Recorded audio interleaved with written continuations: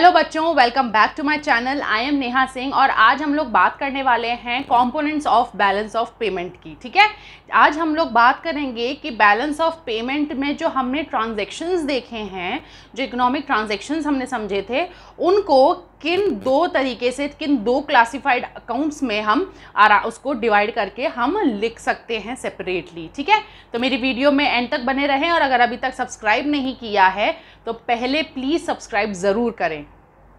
तो बच्चों, balance of payment के जो कंपोनेंट्स हैं उनको दो कंपोनेंट्स में क्लासिफाई किया गया है। एक होता है करंट अकाउंट और एक होता है कैपिटल अकाउंट। बेसिकली ये क्या होते हैं, जो इकोनॉमिक ट्रांजैक्शंस होती है, जैसे यहाँ लिखा है transactions of balance of payment are classified into two categories. यानी कि जो हमने ट्रांजैक्शंस कौन से, जो हमने इकोनॉमिक ट्रांजैक्शंस जो पढ़े थे, जो चार हमने इसमें इकोनॉमिक ट्रांजैक्शंस के जो हमने देखे थे कि क्या क्या इन्वॉल्व होता है उसमें, तो वो जो ट्रांजैक्शंस होते हैं उनको किस तरीके से दो कैटेगरीज में डिवाइड करके लिखा जाता है। ठीक है, तो करंट अकाउंट में जो स्टार्टिंग के तीन थे ना, कि export and import of visible items, ठीक है, export and import of visible items, then invisible items यानी कि services, and last unilateral transfers. ठीक है, तो ये तीन जो थे स्टार्टिंग के वो तो आ जाएंगे करंट अकाउंट में, और लास्ट वाला जो होता था हमारा कैपिटल इन्वेस्टमेंट या कैपिटल हमारा एक्सपेंडिचर्स, कैपिटल रिसिप्ट्स, जितने भी चीज़ें थी वो आ जाएंगी हमारी कैपिटल अकाउंट में, जो भी कैपिटल थे कैपिटल ट्रांसफर्स। ठीक है, तो ये था बच्चों कि दोबारा देखेंगे, करंट अकाउंट में तो आ गया जो स्टार्टिंग के तीन इकोनॉमिक ट्रांजैक्शंस वाले जो कंपोनेंट्स थे। ठीक है, और लास्ट वाले में आ जाएगा जो जो हमारा लास्ट वाला जो कंपोनेंट था वो आ जाएगा हमारा कैपिटल अकाउंट में। ठीक है, अब इन दोनों को, करंट अकाउंट को और कैपिटल अकाउंट को, हम डिटेल में एक एक करके समझते हैं। अब हम देखेंगे कि करंट अकाउंट में क्या क्या चीज़ें आती हैं। ठीक है, करंट अकाउंट बेसिकली क्या होता है, records transaction of export and import of goods, services and unilateral transfers. ये तो मैंने आपको पहले ही बता दिया है ना, कि जो स्टार्टिंग के तीन जो इकोनॉमिक ट्रांजैक्शंस थे, जो कि हमारा था कि export and import of goods यानी visible item, export and import of invisible items यानी कि सर्विसेज, और यूनिलेटरल ट्रांसफर्स जो हैं वो हमारी आती हैं करंट अकाउंट में। ठीक है, और वो उसी हिसाब से हमारे जो कंपोनेंट्स है करंट अकाउंट के वो हो जाएंगे export and import of goods, export and import of services, to and from unilateral transfers. यानी कि अगर यहाँ से पैसा दिया जा रहा है तो वो भी आएगा, वन साइडेड अगर दिया जा रहा है तो वो भी आएगा, और वन साइडेड वहाँ से जैसे कि फीस, गिफ्ट्स वगैरह जो भी थे वो वन साइडेड अगर आ रहा है तो वो भी यहाँ पर आएगा। Then receipts and payments to and from, again वही चीज़ हो जाएगी कि अगर किसी मनी का कोई ट्रांसफ़र हुआ है, कोई रिसिप्ट यहाँ से कोई दिया, कुछ पेमेंट किया गया है या वहाँ से कुछ पैसा आया है, रिसीव हुआ है, तो वो भी हमारा करंट अकाउंट में आएगा। ठीक है, यहाँ तक कोई दिक्कत नहीं होगी क्योंकि काफ़ी इजी है, ऑलरेडी वही चीज़ थी, वही चीज़ हमने रिपीट कर दी है। अच्छा, अब एक चीज़ और देखेंगे बच्चों कि करंट अकाउंट का जो उसके क्वेश्चंस हैं, बेसिकली जो अगर ये हमारे पास आएगा कि समझने के लिए कि करंट अकाउंट में किस तरीके से ट्रांजैक्शंस रिकॉर्ड करे जाते हैं, तो वो कैसे होते हैं, ये हमने लास्ट वाली वीडियो में पहले ही समझ लिया था। अगर नहीं देखे तो पहले आप लास्ट वाली वीडियो प्लीज़ ज़रूर देख लीजिएगा। ठीक है, लास्ट वाली वीडियो में हमने अच्छे से समझा था कि यहाँ पर जो भी एक्शंस जो भी लिए जाते हैं या रूल जो फॉलो करे जाते हैं ट्रांजैक्शंस रिकॉर्डिंग के बेसिस पे, तो वो होता है नॉमिनल अकाउंट के हिसाब से। अब नॉमिनल अकाउंट क्या बोलता है कि इनकम, जो भी जितनी भी इनकम होती है that will be credited, and जितनी भी एक्सपेंडिचर्स होते हैं दैट विल बी डेबिटेड। ठीक है, तो इस तरीके से कुछ बनेगा हमारा डेबिट एंड देन क्रेडिट, ये हो जाएगा हमारा करंट अकाउंट। ठीक है, अगर कोई पैसा आया है तो वो हो जाएगा प्लस, कोई गया है तो वो आ जाएगा डेबिट साइड में यानी कि माइनस। ठीक है, अब जैसे कि हमने ये जाना था कि बैलेंस जो होता है बीओपी का, that can be surplus and that can be deficit as well, यानी कि वो एक्सेस भी हो सकता है, बैलेंस से ज़्यादा भी हो सकता है। जहाँ पर हमारी जो एक्सपोर्ट्स हैं वो ज़्यादा होंगी तो हमारा जो बैलेंस ऑफ पेमेंट है वो सरप्लस में या पॉजिटिव में काउंट होगा, ठीक है।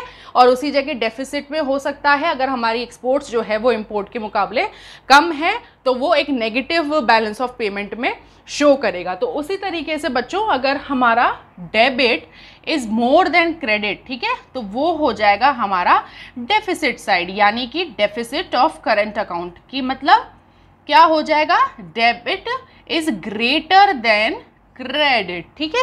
यानी कि जो हमारा खर्चा है वो ज़्यादा हो रहा है, जो हमारे एक्सपेंडिचर्स हैं वो ज़्यादा हो रहे हैं, तो इस वजह से जो हमारा करंट अकाउंट है वो नेगेटिव में चल रहा है, तब हमारा क्या हो जाता है, डेबिट जो होता है वो ज़्यादा होता है, ठीक है। और इसी जगह अगर सरप्लस होगा तो क्या हो जाएगा, सरप्लस ऑफ करंट अकाउंट में क्या होगा, जब हमारा डेबिट जो है वो कम है क्रेडिट से, यानी कि हमारा बेसिकली यहाँ पर जो हमें पैसा जो रिसीव हुआ है वो ज़्यादा है इन कंपैरिजन टू हमारे जो एक्सपेंसेस हैं उससे, ठीक है। जो रिसिप्ट्स हैं वो ज़्यादा है एक्सपेंडिचर से कंपैरेटिवली, ठीक है। तो यानी कि हमारा जो करंट अकाउंट है वो पॉजिटिव साइड में चल रहा है तो वो सरप्लस हो जाएगा। और बैलेंस का तो हम जानते ही हैं, जब डेबिट और क्रेडिट हमारे टैली कर जाएंगे यानी कि इक्वल हो जाएंगे तो वो बैलेंस हो जाएगा हमारा करंट अकाउंट, ठीक है। तो ये है बच्चों इसकी कंपोनेंट्स, इसका मीनिंग और इसमें क्या ऑपरेशंस होते हैं, किस तरीके से होते हैं वो, ठीक है। अब आप इसको बच्चों लिखोगे कैसे, ठीक है। आप जब भी अब आपका करंट अकाउंट आपको एक्सप्लेन करने के लिए आएगा, पहले आप ये लिखोगे, ठीक है। फिर अलग पैराग्राफ में जो इसका ऑपरेशंस होता है, या तो आप ऑपरेशन करके लिख लो या आपका इसका वर्किंग दिखा दो करके हेडिंग में, ठीक है। तो फिर आप इसको वर्डिंग्स में फिर लिखोगे, वर्डिंग्स में लिख के फिर इस तरीके से ज़रूर लिखना जिससे कि टीचर को क्या बच्चों दिखेगा ना तो वो अच्छे से समझ पाएगी, उसको मालूम चल जाएगा, मैम को या जो भी आपके एग्जामिनर रहेंगे, चेकर रहेंगे, उनको पता रहेगा कि इस बच्चे को आता है। तो हो सकता है वो पैराग्राफ वो चेक करे ही नहीं, क्योंकि जब उनको दिख रहा है कि बच्चे को आता है तो वो जब ये चीज़ अलग से शो होके आएगी तो वो पैराग्राफ में क्यों जाएंगे, ठीक है। और फिर लास्ट में आप ये कंपोनेंट्स करके भी उसको लिख सकते हो। अच्छा, मैंने ये गैप क्यों बताया, क्योंकि बच्चों यहाँ पे भी यही सेम चीज़ है, यहाँ पे भी यही सेम चीज़ है, तो टीचर को क्या लगता है कि बच्चे को आता नहीं है, बस उसी को रिपीट कर करके लिखे जा रहा है, ठीक है। इसीलिए ये एक गैप ज़रूर लिख के चलना, ठीक है। तो इस तरीके से आप अपना करंट अकाउंट की थ्योरी शो कर देंगे। अब बच्चों कैपिटल अकाउंट में क्या आ जाएगा, capital account records those transactions which cause A change in assets and liabilities of country या फिर गवर्नमेंट, यानी कि वो वाले ट्रांजैक्शंस जिनके होने पर, जिनके अकर होने पर गवर्नमेंट या फिर कंट्री के असेट्स और लायबिलिटीज़ में चेंज आए, तो वो वाले ट्रांजैक्शंस हमारे आ जाते हैं कैपिटल अकाउंट में। दोबारा समझेंगे, वो वाले ट्रांजैक्शंस जिनके होने पे कंट्री या फिर गवर्नमेंट के असेट्स और लायबिलिटीज़ में चेंज आए, ठीक है, चाहे वो इंक्रीज चाहे वो डिक्रीज, जो भी है, जो भी चेंज आए वो ट्रांजैक्शंस हम रिकॉर्ड करेंगे कैपिटल अकाउंट में। इसको आप ऐसे समझ सकते हो बच्चों, करंट अकाउंट में जो छोटे छोटे जो ट्रांजैक्शंस होते हैं वो आते हैं, कैपिटल अकाउंट में जो बड़ा जो इम्पैक्ट डालता है, ठीक है, वो वाले कैपिटल अकाउंट में ट्रांजैक्शंस आ जाते हैं।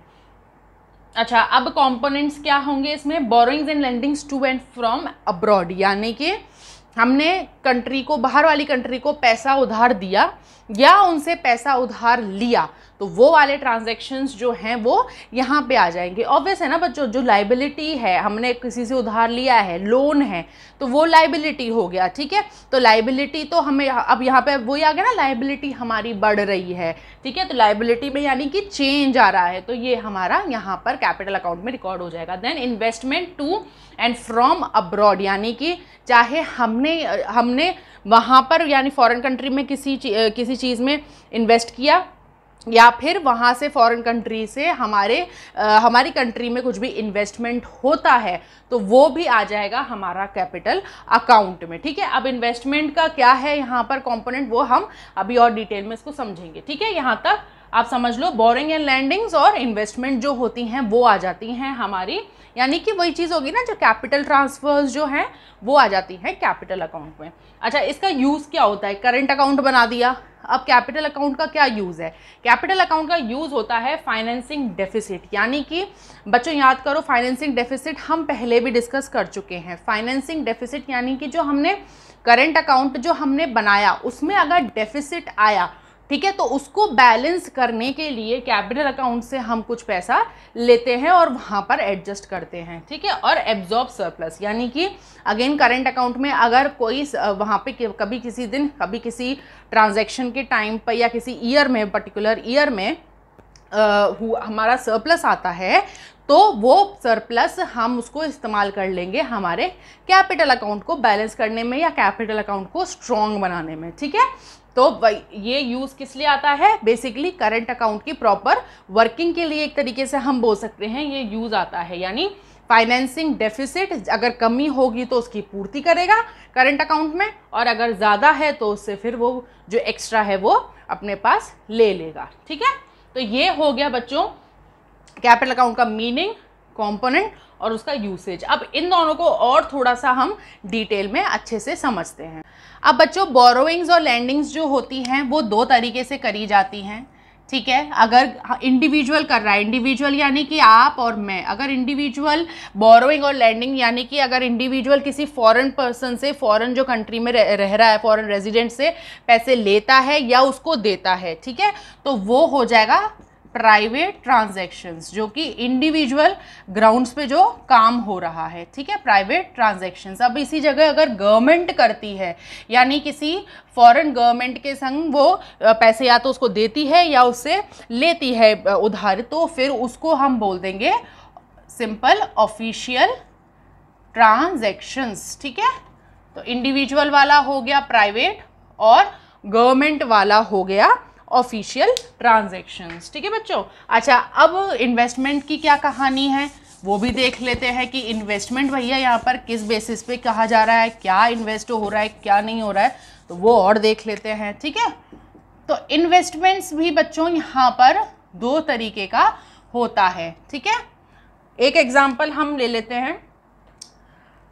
एक इन्वेस्टमेंट इस तरीके का होगा जिसमें कंट्रोल ओवर असेट्स होता है, ठीक है, कंट्रोल ओवर असेट्स। अच्छा, इन वालों को क्या बोलेंगे हम, FDI। इसका एग्जाम्पल क्या हो गया, लैंड।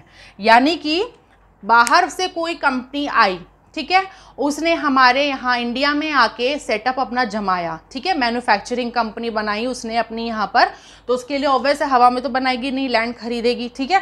तो वो जो इन्वेस्टमेंट उसने किया है यहाँ पर, उस लैंड पे जो इन्वेस्टमेंट उसने किया है, अब वो चाहे उसमें एम्प्लॉयज़ वो इंडियन कर रखे या कुछ भी करे, मतलब उसका पूरा राइट है, पूरा हक है कि वो उस जो लैंड है उसको वो किस तरीके से यूज़ करेगा, ठीक है। तो FDI जो होती है उसको हम बोलते हैं foreign direct investments, foreign direct investments, ठीक है।